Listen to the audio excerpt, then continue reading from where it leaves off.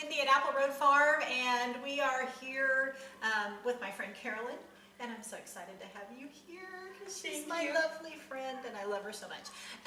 We are in the middle of our prep work for making Thanksgiving dinner for my Facebook Q&A keto group admin team.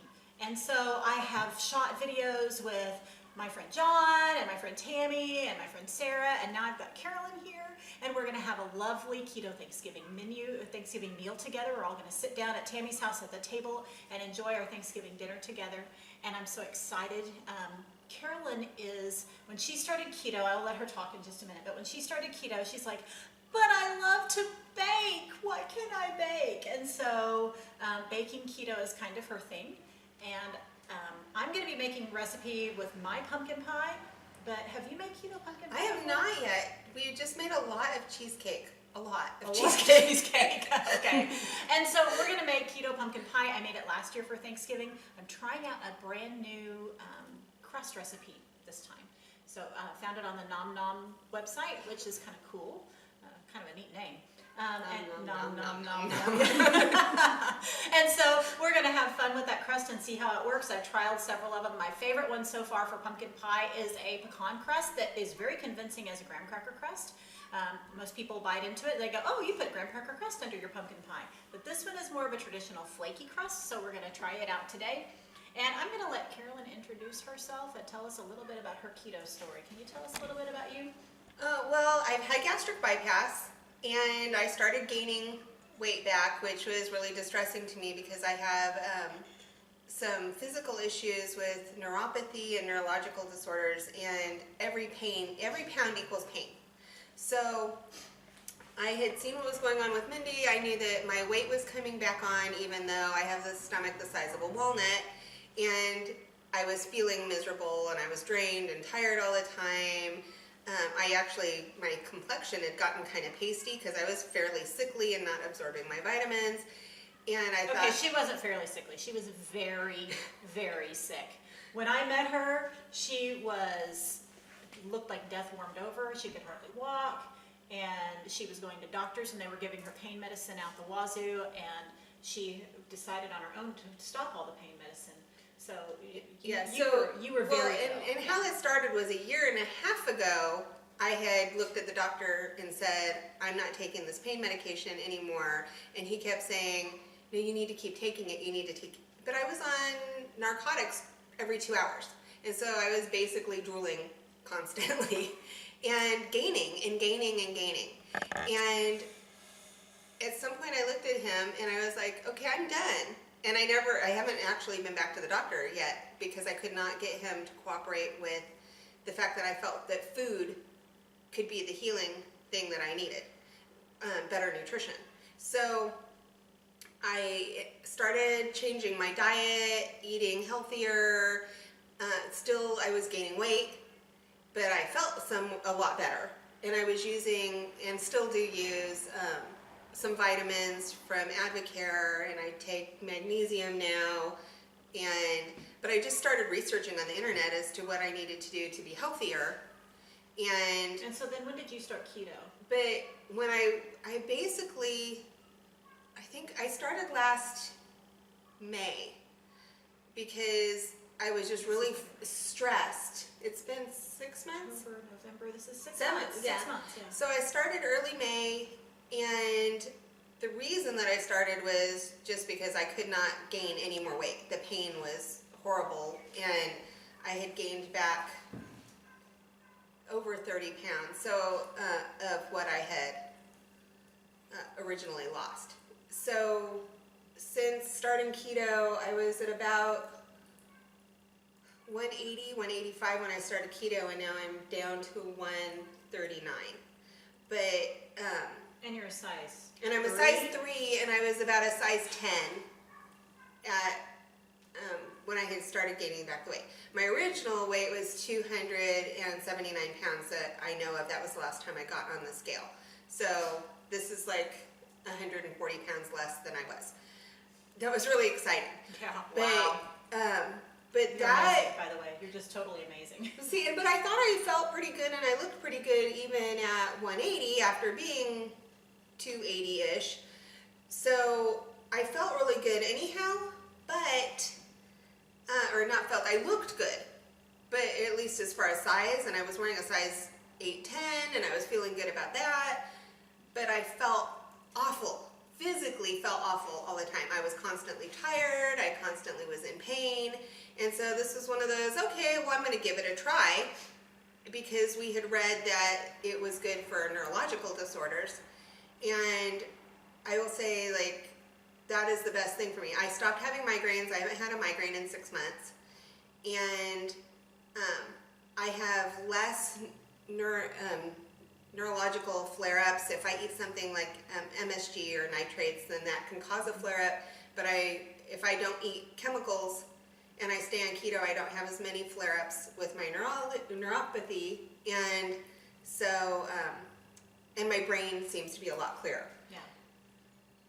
Those things, what And size you're totally I off am. pain medication too. Yeah, I take 0 medication now.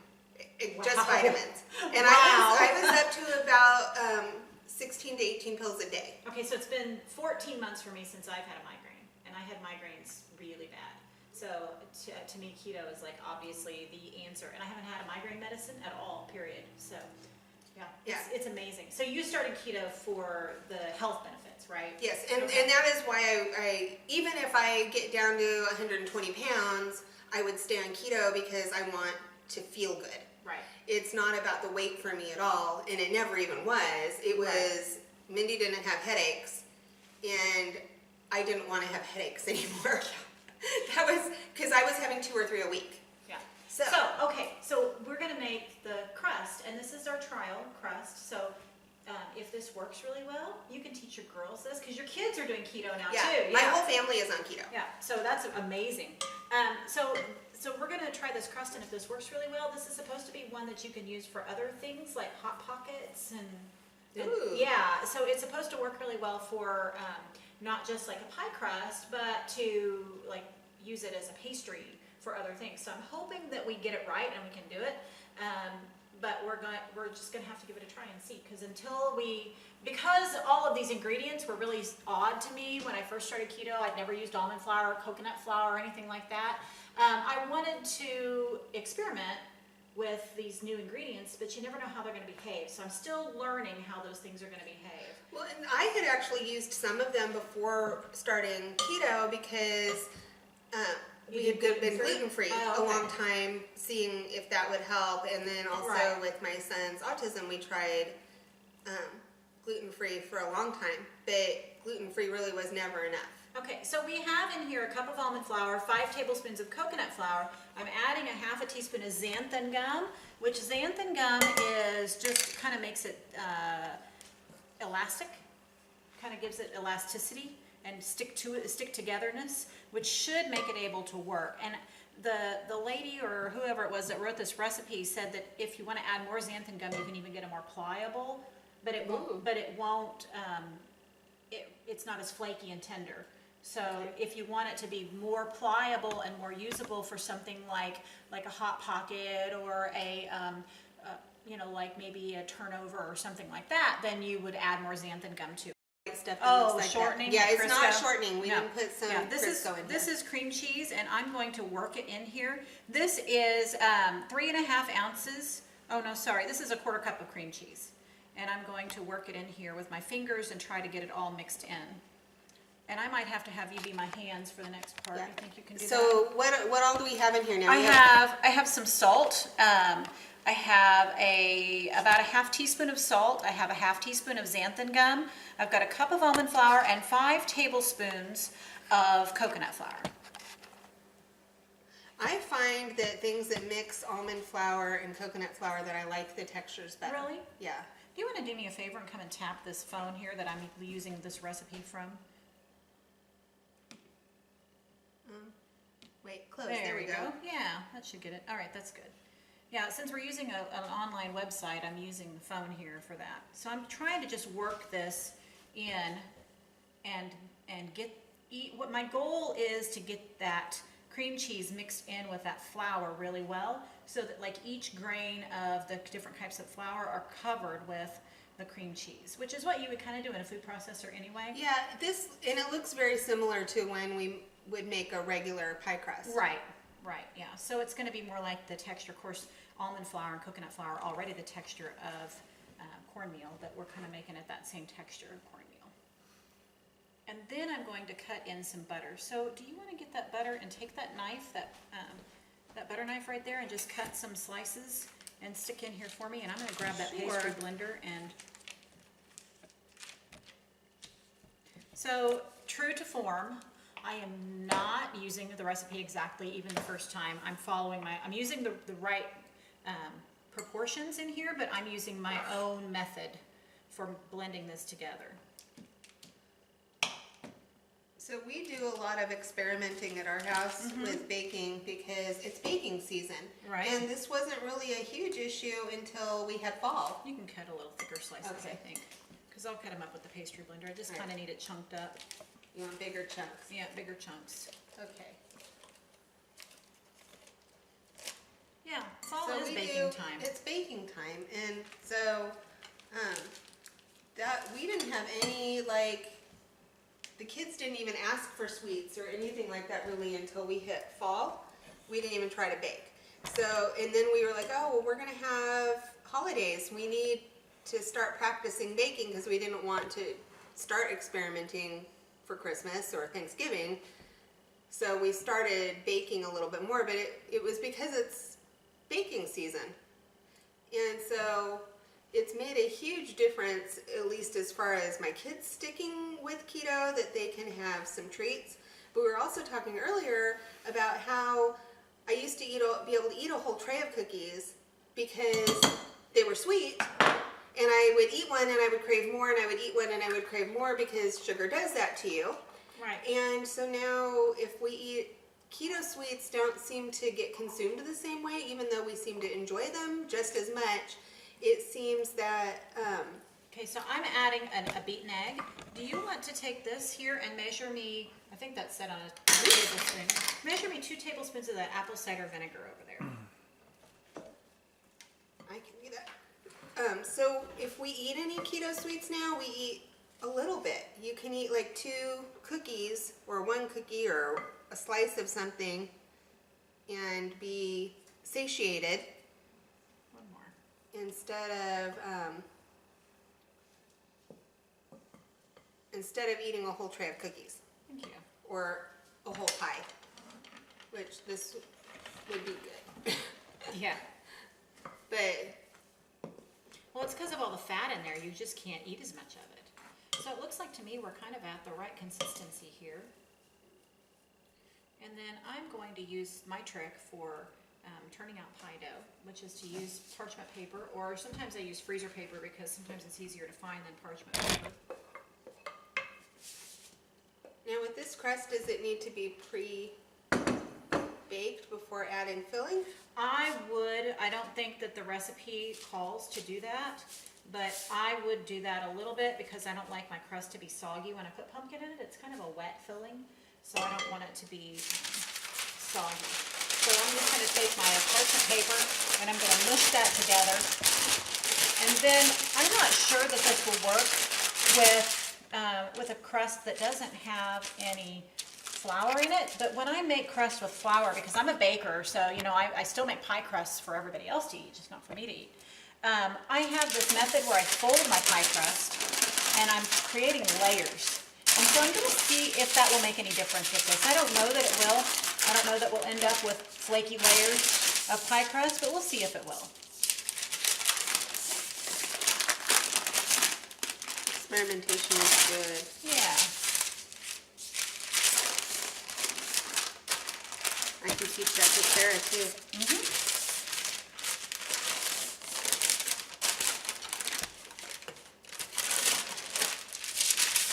Okay, now this, I'm going to do one more fold. So the cool thing about folding this is if you're folding and making layers, when you fold it in half, you've made 2 layers. When you fold it in half again, you've doubled, then you double again, and you double again. So it multiplies exponentially how many layers of crust you have in there. So I'm hoping that the xanthan gum will help us to have some layers in there. But what this has to do is it has to go in the refrigerator and chill for about 2 hours minimum. We have another crust that we already made that we can use here.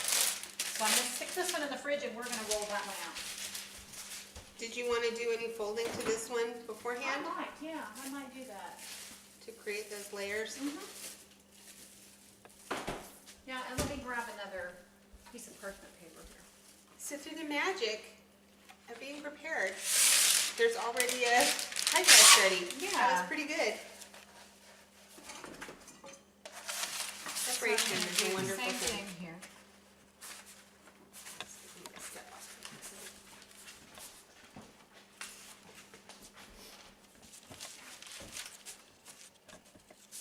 Actually, do you want to do it? Sure. Let's get your fingers in there. I can learn how to do it. Wait, Yeah. we're touching, right? Smash it out, and then fold it. I love all the lovely pieces of cream cheese and butter that I can see in this. Yeah, that's smashed out enough. Let's go ahead and just fold it. Okay. And then you have it smashed enough you could fold it again. And then give it a smash and fold it again.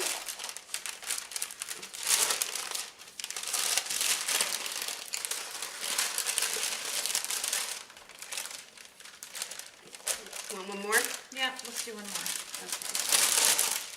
See if it works. Is that good? Yeah. Okay, can you guys see all that butter and cream cheese in there? Isn't that That's cool? beautiful.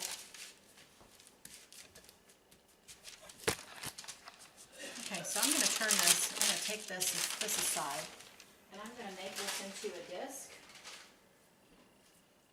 But when we do the folding, and if we've got all these layers, we don't want to roll it into a ball because we want to keep those layers going all the same direction. Otherwise, we're just going to wad up our layers and they'll go whichever way. So we don't want to make sure we keep all of the layers going the same direction. And then, would you grab that almond flour right there? And sprinkle a little bit of it right there. We're going to use almond flour to keep it from sticking. Smart. Is that enough? Yeah. I'll put a little bit on top too. Here, I'll Where put a did little you bit on get top. Where did you get this almond flour? Where do For I our buy? local people? Yeah, where do I buy everything? Sam's. Walmart or Sam's? Yeah, that one came from Walmart. Okay, so I have that has almond flour on the outside of it. Now I'm going to put this parchment paper on top. This is a little trick that works really well, and we're gonna roll just a little bit. I use the same method with my pizza crust recipe. So this Ooh. keeps using the 2 pieces of parchment paper and rolling keeps them from sticking together. I mean, keeps it from sticking to your rolling pin, and the parchment paper doesn't want to stick to the crust. So we want to put this in the middle and just give it a little rock because it'll start cracking. See how it's starting to crack? And so when that happens, we can push it back together. And we have enough of that on there. We can probably use the rolling pin directly on top of there. But if it starts sticking, I'll pull it off. But just work it a little bit at a time. And since we're working with something that doesn't have any natural gluten in it, it's going to crack and break anyway. So we might have to turn it and reform it. But the xanthan gum works kind of like the gluten, right? It kind of does work like the gluten. Yeah, it's a glue, but it's one that's okay for keto because it's not grain and it is low carb. All right. So do you want to work that like I'm doing there and just kind of keep it? This is a cool mat because it keeps it. You want me to? Yeah, you can reform it and do all of that. Okay. Yeah, just keep working it a little bit at a time and just kind of work that out. And you might check every once in a while and make sure we're not sticking underneath. And if we are, you can add just a little bit more almond flour to it. Okay, Carolyn, you have a Food Network worthy perfect circle pie that you've made here. Now I'm afraid we're gonna mess it up when we flip it. You know what? If we do, it'll stick back together. Okay. So I'm going to put this over here like this. Just flip it. And then I'm going to try to center it just a little bit better.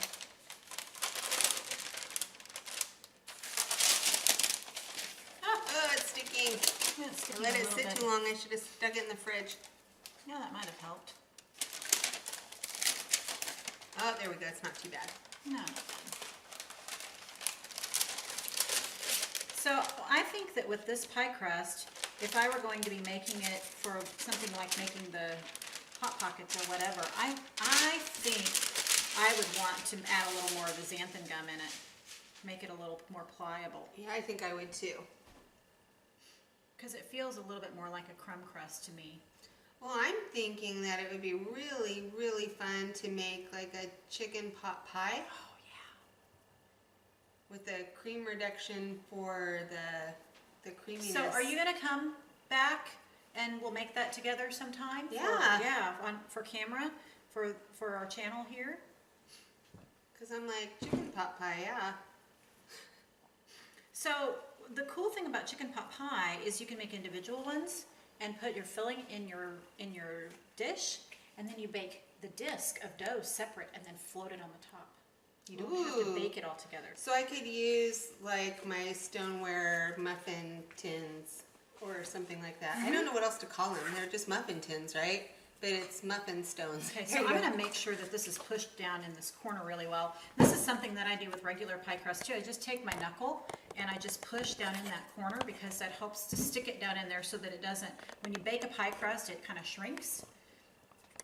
And then because we didn't have much of a lip here, I'm going to take my fork and I'm going to do a forked edge on this for pretty instead of doing a pinched edge, like a fluted edge, we're just going to do the fork imprint around it. Which I think is still pretty. Do you want to keep doing that? And Sure, I can do that. I'm going to see if we can get the oven figured out here. That one is the top one, which is what we want to put that in there for. We're going to put it in the top oven at 450 degrees to set that crust. Because if I pour this wet filling into that crust at this point, it's going to it's going to soak into that and soak up that coconut flour, and it's going to get all gummy. So we're going to bake it for about 10 minutes and set the crust so that it doesn't have the gumminess to it. It gives a nice crust on the bottom. Oop, there we go. Just make sure we don't have any hanging over the edge. All right, into the oven we go.